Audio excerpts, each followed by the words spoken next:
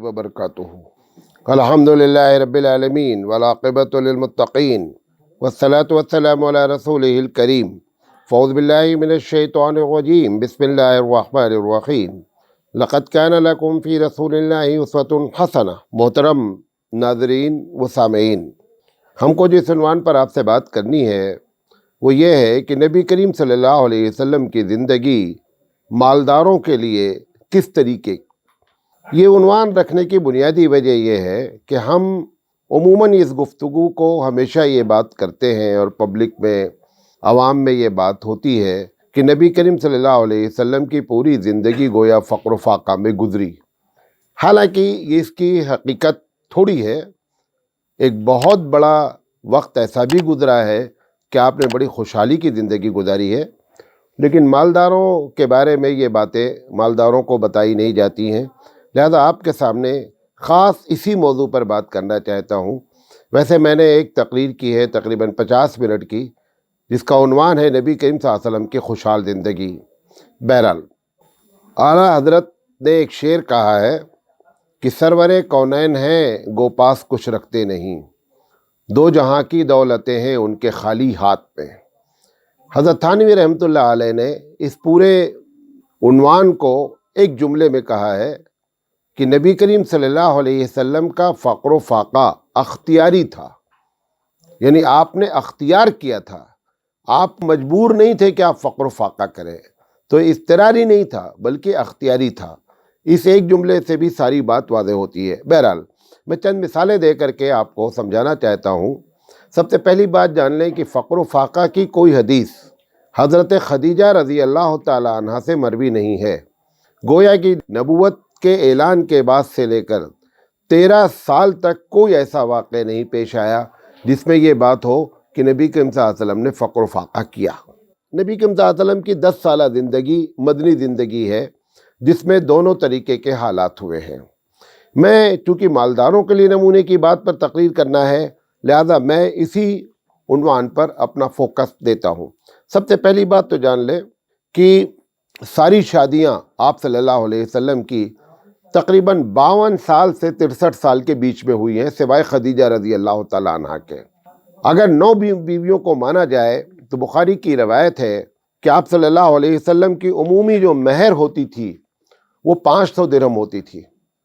एक महर नजाशी ने अदा की है, हज़रत खदीजा की महर पहले अदा की गई है, और बकिया 8 बीवियों की महर नबी करीम सल्लल्लाहु अलैहि वसल्लम ने ख़ुद जो है वो कैश अदा किया है। मालदारों के लिए ये नमूना है कि अल्लाह के रसूल सल्लल्लाहु अलैहि वसल्लम ने शादियाँ 9 की हज़रत खदीजा के बाद, लेकिन सारी औरतों का महर अदा किया गया। सवाल ये है कि ये पैसा आता कहाँ से था, इसका भी जवाब देना चाहता हूँ।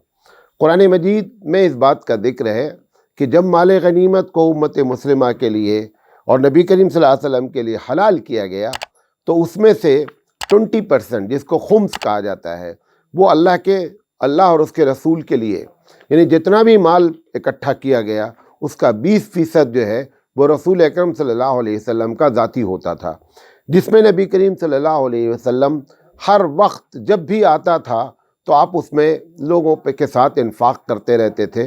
कितना करते थे, एक जुमले में जवाब देना चाहता हूँ कि पूरी ज़िंदगी नबी करीम सल्लल्लाहु अलैहि वसल्लम साहिब निसाब नहीं हुए, क्योंकि जो भी माल आया साहिब निसाब के लिए शर्त होती है कि 1 साल तक माल रुके। आप तो 2 दिन भी माल नहीं रोकते थे। इस वजह से अल्लाह के रसूल सल्लल्लाहु अलैहि वसल्लम साहिब निसाब नहीं हुए। लेकिन 20% इतना आता था कि मैं एक जंग हुनैन का वाक़या बयान करना चाहता हूँ मुख्तसरन, कि अल्लाह के रसूल सल्लल्लाहु अलैहि वसल्लम के हिस्से में जो बकरियाँ आई थीं वो तकरीबन 45,000 थीं, और उसके बाद गिना नहीं गया और कहा गया कि इसी में हाँक दीजिए। तो इस तरीके से अल्लाह के रसूल सल्लल्लाहु अलैहि वसल्लम की जो मेन आमदनी थी मदीने में वो ये खुम्स था, और उसको अल्लाह के रसूल सल्लल्लाहु अलैहि वसल्लम इस तरीके से इन्फाक करते थे। आप देखें कि हज के मौके पर जो आपकी वफ़ात से 2.5 महीना पहले का वाक़या है, आपने 100 ऊँट कुर्बान किए हैं। आज भी बड़ा से बड़ा मालदार आदमी भी 2-4 ऊँट कुर्बान कर दे तो बड़ी बात होती है, लेकिन अल्लाह के रसूल सल्लल्लाहु अलैहि वसल्लम ने 100 ऊँटों को कुर्बानी दी। कोई भी साल ऐसा नहीं गया है कि जिसमें आपने कुर्बानी न की हो। जितने नवासे और नवासियाँ हैं کچھ کے بارے میں تو صراحتاً حدیث ہے کہ اللہ کے رسول صلی اللہ علیہ وسلم نے سب کا عقیقہ اپنی جانب سے کیا ہے، لہذا یہ پیسے جو آتے تھے وہ یہ مالداروں کے لیے ایک نمونہ ہے کہ زندگی کیسے گزاری جائے۔ اس سے بھی بڑی بات آپ کو بتانا چاہتا ہوں کہ نبی کریم صلی اللہ علیہ وسلم کو یہ سید سلیمان ندوی رحمۃ اللہ علیہ نے لکھا ہے کہ ایک صاحب نے گفٹ بھیجا، ہدیہ بھیجا، ایک جوڑا کپڑا اتنا مہنگا تھا کہ اللہ کے رسول نے مارکیٹ میں جا کر کے لوگوں کو بھیجا کہ جاؤ اس کی قیمت کا اندازہ لگاؤ کہ کتنی قیمت ہے۔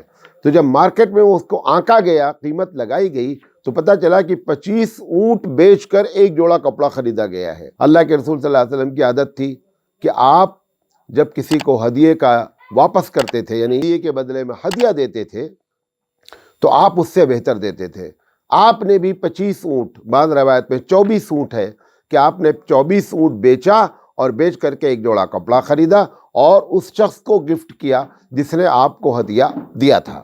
اسی طریقے سے جب وفد آتے تھے تو کبھی کبھی بڑے بڑے لوگ آتے تھے، ان کے اسٹیٹس کے مطابق کہ یہ نہیں معلوم ہو کہ جو ہے وہ کوئی فقر و فاقہ اور فقیر سے ملاقات کر رہے ہیں۔ آپ جب ان سے ملاقات کرتے تھے تو اسی قسم کے اچھے قسم کے لباس پہن کر کے ان کے سامنے آتے تھے اور ان سے ملاقات کرتے تھے۔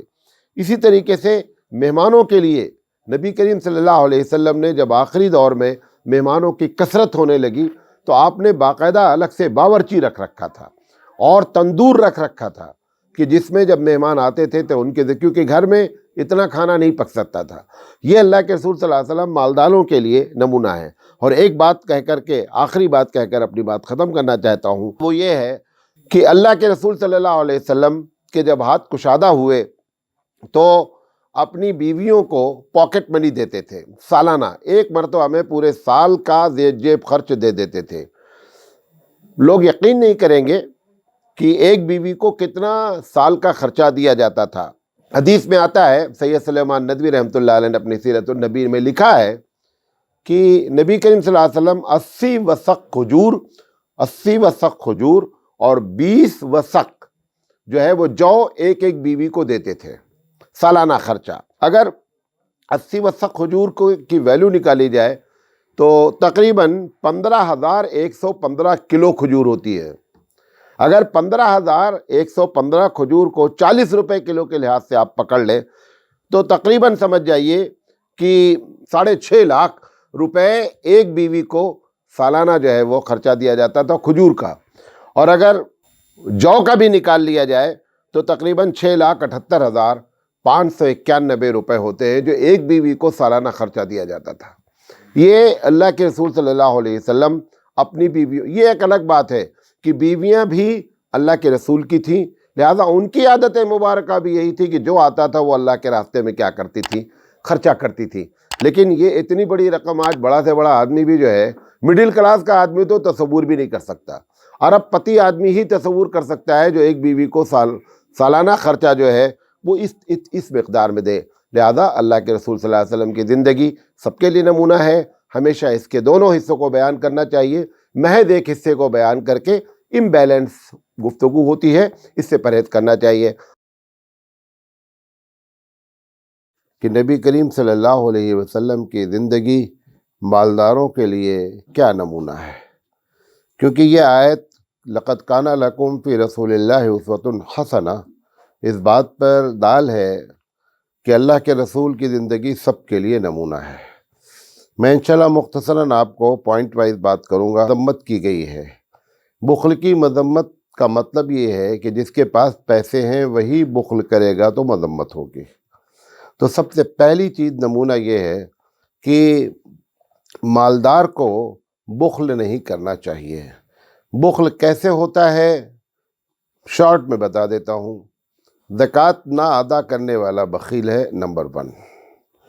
نمبر 2، ہر وہ شخص بخیل ہے جو اپنی عزت کو بچانے کے لیے پیسے نہ خرچ کرے، وہ بھی بخیل ہے۔ نمبر 3، عرف عام میں جو چیزیں ہیں ان چیزوں کو جو کہ شریعت کے خلاف نہیں ہیں، ان چیزوں کو نہ فالو کرنے والا بھی بخیل ہے۔ اس طریقے سے یہ 3 بنیادی چیزیں ہوتی ہیں جس کو بخل کہتے ہیں، اور ان میں اگر وہ بخل کرتا ہے تو یقینی بات ہے یہ اللہ کے رسول صلی اللہ علیہ وسلم کے اسوے سے ہٹ کر ہے۔ اسی طریقے سے اسراف کی جو مذمت کی گئی ہے، اسراف اگر کوئی آدمی کرتا ہے جو مالدار ہی اسراف کرے گا، اور اسراف سے مراد یہ ہے کہ آدمی قرضہ لے کر اپنی ضروریات کو پورا کرنے میں قرضہ لے، یہ اسراف ہے۔ نمبر 1، شو بازی کے لیے پیسہ خرچ کرے، یہ اسراف ہے۔ دوسروں کو نیچا دکھانے کے لیے پیسہ خرچ کرے، یہ اسراف ہے۔ یہ بنیادی طور پر 2 چیزیں مذمت ہیں، ایک بخل کی مذمت، دوسرے اسراف کی مذمت۔ لہذا کوئی بھی مالدار اگر ان دونوں چیزوں میں لگا ہوا ہے تو یہ رسول اکرم صلی اللہ علیہ وسلم کی سنت کے خلاف ہے، اور مالدار کے لیے یہ پہلا نمونہ ہے کہ بخل سے اور اسراف سے بچے۔ یہ ایک بات کرنا چاہتے ہیں۔ دوسری بات، اس نے انفاق کی ترغیب دلائی ہے۔ انفاق وہی شخص کرے گا جس کے پاس پیسہ ہے۔ اب انفاق کتنا کرے کہ وہ نہ بخیل ہو اور نہ مسرف کہلائے؟ 5 جگہوں پہ اگر پیسہ خرچ نہیں کرتا ہے اور اس کے جیب میں پیسہ ہے کیونکہ وہ مالدار ہے، تو یقینی بات ہے کہ یہ رسول اکرم صلی اللہ علیہ وسلم کی سنت کے خلاف ہے۔ ہمارے لیے نمونہ انفاق میں یہ 5 سے مراد یہ ہے کہ اگر کوئی خونی رشتہ دار، اور خونی رشتہ دار میں عموماً 6 لوگ آتے ہیں۔ نمبر 1 والدین ہیں، نمبر 2 جس والدہ سے ہم پیدا ہوئے ہیں اس سے ہماری خالہ اور ماموں پیدا ہوئے ہیں، اور جس والد سے ہم پیدا ہوئے ہیں اس والد کے ساتھ ان کے چچا اور پھوپھی ہیں۔ گویا یہ 6 لوگ ایسے ہیں کہ اگر یہ 3 چیزوں کے ضرورت مند ہیں اور آدمی پیسہ نہیں خرچ کرتا ہے، اور ضرورت سے مراد 3 چیزیں ہیں۔ نمبر 1، ان کے پاس اتنا کھانا نہیں ہے کہ پیٹ بھر سکیں، اتنے پیسے نہیں ہیں کہ وہ آرام سے سکون سے، یعنی 3 جوڑے کپڑے ان کے پاس نہیں ہیں، یا یہ کہ سر چھپانے کے لیے ان کے پاس جھوپڑی نہیں ہے۔ یہ 3 چیزیں اگر ان کو ضرورت ہے اور ہم اس خونی رشتہ دار کی طرف توجہ نہیں دیتے ہیں تو یہ حقیقت میں سنت کے خلاف ہے۔ اس وقت نہیں، ورنہ میں سب پر دلائل بھی دے سکتا ہوں۔ دوسری چیز ہے پڑوسی۔ اگر پڑوسی ان 3 چیزوں کا پریشان ہے تو یہ مالدار کی ذمہ داری ہوتی ہے کہ اس پڑوسی کو ان 3 چیزوں میں توجہ دے اور اس کے مسائل کو حل کرے۔ اسی طریقے سے تیسری چیز کہ اگر کوئی آدمی سائل مانگنے والا ہے، چاہے وہ غیر مسلم ہو چاہے وہ مسلمان ہو، اگر وہ اپنے ان 3 مسئلوں کو ذکر کرتا ہے جو میں نے ابھی اوپر بات کہی، اور اس سے ہندو مسلم کسی سے مطلب نہیں، انسانیت کے ناطے اگر وہ سائل یہ بات ذکر کرتا ہے کہ میں ان 3 چیزوں کے لیے پریشان ہوں، اور اس کے دل میں یہ بات اتر جاتی ہے کہ جو کہہ رہا ہے سچ کہہ رہا ہے، تو لازم ہے کہ ہم اس پر انفاق کریں، اس کے اوپر خرچ کریں۔ یہ اللہ کے رسول صلی اللہ علیہ وسلم کی زندگی کا نمونہ ہے مالداروں کے لیے۔ چوتھی چیز، اگر زکوٰۃ نہیں دیتا ہے تو بھی کیا ہے کہ یہ بخیل ہے۔ اور 5ویں چیز اس میں یہ ہے کہ جس جماعت سے آپ نے اپنے آپ کو جوڑ رکھا ہے۔ اگر اسلامی ملک ہے تو ایک کیفیت ہے، اگر آپ کسی جماعت سے جڑے ہوئے ہیں اور اس کا امیر آپ سے مطالبہ کرتا ہے کہ فلاں جگہ انفاق کرنا ہے، تو لازم ہے کہ ہم اپنے پیسوں کا اس امیر کے کہنے پر انفاق کریں۔ یہ مالداروں کے لیے نبی کریم صلی اللہ علیہ وسلم کی زندگی ایک نمونہ ہے۔ یہ میں نے بنیادی باتیں آپ کے سامنے رکھی۔ اللہ تعالیٰ سے ہم دعا کرتے ہیں کہ اللہ تعالیٰ ہمیں کہنے سے زیادہ عمل کرنے کی توفیق عطا فرمائے۔ وآخر دعوانا ان الحمد للہ رب العالمین۔